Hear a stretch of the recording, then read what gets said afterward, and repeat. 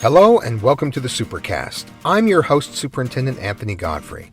She began reading chapter books in kindergarten, and her love of literacy just keeps growing. So much so that Audrey McDonald is making history at Foothills Elementary School. On this episode of the Supercast, meet the first grader who is the youngest ever to participate in the school's Battle of the Books competition, helping her team to victory. A team made up of kids several grades older. But like Audrey, they share a love for literacy and a passion for reading.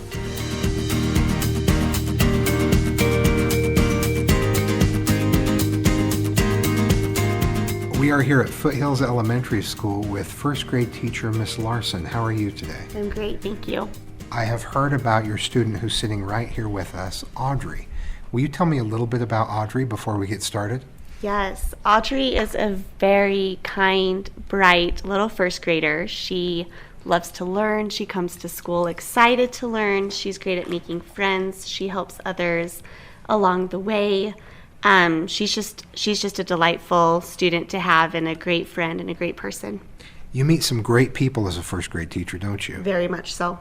The very early stages of the great people that they will ultimately become. Yes.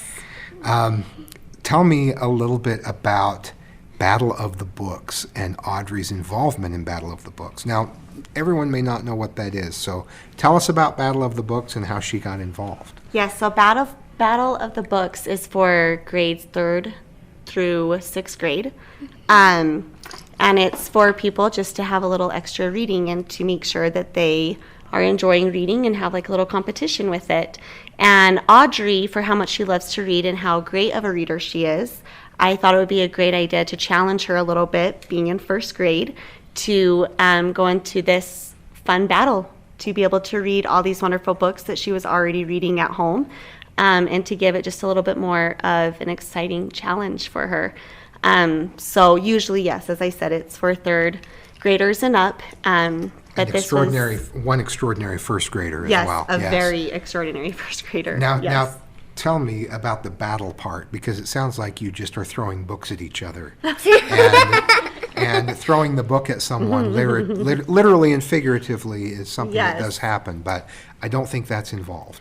Right, and I will be honest, I actually don't know a whole lot about Battle of the Books. You're a first grade teacher. Because I'm a first grade teacher. Most of the time this doesn't happen. All I know, though, is you get put into teams, and you have to read so many books, and together as a team, you have to answer questions, you have to know the author, and so that's kind of where the battle part comes out, is how much do you know of the books, and how much can you remember of those books and the authors. I also can tell you a little bit more, because if the most team, there are 2 teams who go against each other.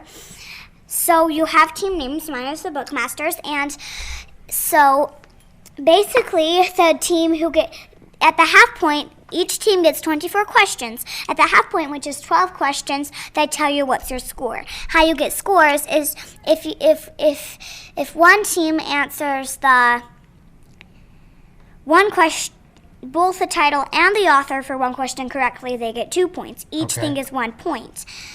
But whoever has the most points at the end of it wins. And the 2 teams that are left for Battle of the Books, then they face each other in a school assembly, except first graders don't get to see that assembly. So your friends didn't get to see you because you were propelled so far beyond. Well, Miss Stacy the principal thought that it would be fun if our class could come to see me do it, to support me.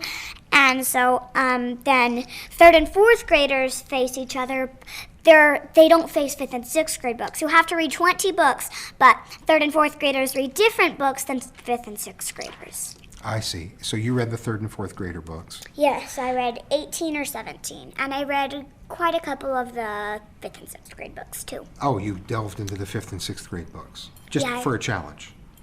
I read some of them, yeah. Okay, well done. Audrey, you said that you have to be able to name the title and the author. to get 2 points. To get 2 points. But if you hold on a second, there's a little more that I have to explain. Okay, give me the nuances. If you only get the title correct, okay. then you only get 1 point. But the other team, he has a chance to steal, to name the author correctly. But if you same thing with the author, if you name the author correctly but you don't know the title, then the other team gets a chance to steal the title. Also, if you don't know any of the questions in your 30 seconds, then the other team has a chance to steal both the title and the author. By the way, you only get 30 seconds to talk over with your team and then say the answer, so that way you don't take all day. So I've never seen the Battle of the Books. So do they read part of the book out loud to you, and what are you trying to identify? You read the Battle of the Books on your own. Right. And then in the competition, they don't read the books to you because they want to see how much you remember from those books. So do they ask you a question? What do they ask you? So they ask you questions about it. Like one of them might be, in which book did a boy mail himself to freedom? Then you would answer that book. Like, let's say I only knew the author, Henry's Freedom Books. But then the other team would have a chance to steal, and what if they get the author wrong? Like, what if they say Betsy Byers, and then it just ends. Betsy Byers, come on. Everyone knows that. It's Henry's Freedom Books by Ellen Levine. Oh, of course. Then they don't have the other team steal again, because they didn't get the author. They didn't know the author, so then they wouldn't know the author from that. All right, so let me back up, because I haven't seen this before, and clearly I need to. Yes, you can see it next year. Yes, I look forward to it. So you're lined up, you're in teams, and they say, in what book did a bird sing Happy Birthday? And then you look to each other as a team, you talk it through, you have 30 seconds, and you say it was Bye Bye Birdie by Jennifer Beal. And then they say, wrong.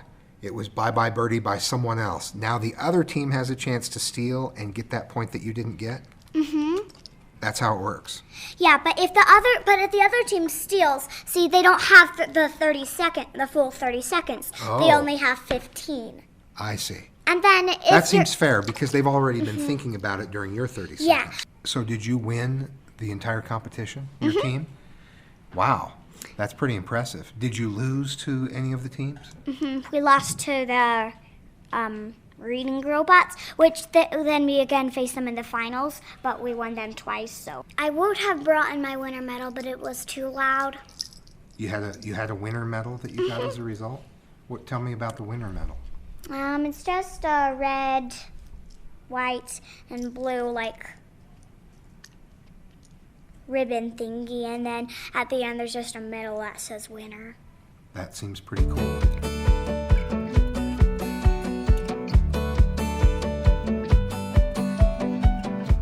Stay with us when we come back. More with Audrey and her teacher.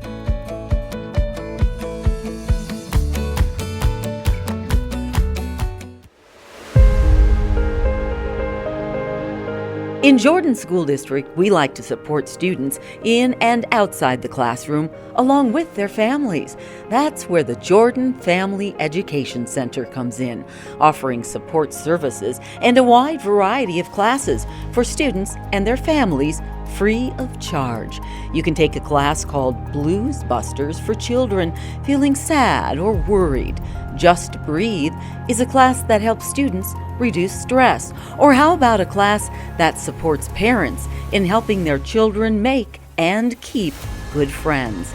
There are also support groups and free counseling, all provided by Jordan School District school psychologists and counselors.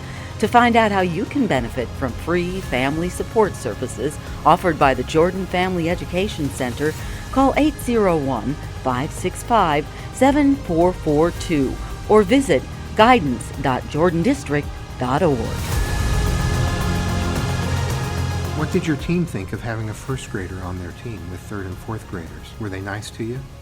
Yeah, none of them were mean. I think they were actually surprised. And Were they surprised at how well you knew all of the books that you'd read? Yeah, what our captain Amelia, well, there's two Amelias, but our captain Amelia Miller, she told me that she was really happy that she had me on our team. And Tell me about your teacher. What's she like? she's amazing. She's really nice, and she's never been mean. She just sometimes uses her teacher voice when people are being bad. Tell me something else about your teacher. What do you think makes her so amazing? Well, she's been teaching for 12 or 13 years, and she's probably have a lot of practice with kids. She's probably been teaching younger grades, so she's learned to be nice to them. What is one of your favorite books? I won't make you pick one favorite, but what's one of your favorites? Well, I usually like informational stories. Okay. And there's like a section about that, like a bin about that. And I don't know my favorite because I just love learning about animals, and and usually I finish writing before she starts the music pretty close. She starts like music when we play writing, pretty close to the beginning. And I sometimes finish before she even starts the music. What do you like most about reading books? Well, I love learning their meaning, and I love understanding what that book wants to teach you. And I also like hearing the stories because I think that some of them are pretty fun and silly. Do you remember when you could first start reading on your own? No, not really. I think I just remember that I think why I'm so good at reading is because once my mom taught me to read, which was pretty early, then I would just start reading books the entire day. When do you read? I know you read when you're a fast finisher. I also and you read have at time in home, and I class. read before school, and yeah. Before school? And I read at at home. readings, and I read before I go to bed. Do you read in the car sometimes? Yeah, I always bring books in the car whenever it's far away. That's a great idea. What do you want to do when you grow up? Well, since I maybe want to be a teacher like Miss Larson, or since I love informational stories so much and I love to learn information about different things, or be a scientist because I love informational stuff, and I think that I would find out a whole bunch more if I became a scientist. I think you can do whatever you decide you want to do. And if you want to be a teacher like Miss Larson, I probably won't be the superintendent anymore when it's time for you to do that. But Well, shoot me an email, and I'll call the person who is in that position, and I'll make sure they hire you.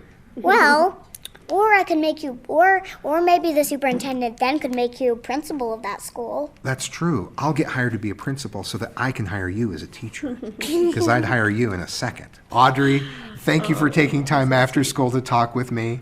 Miss Larson, thank you so much for providing this unique opportunity for Audrey, for recognizing that ability in her and providing that chance, and for taking time to talk with me today. Yes, thank you.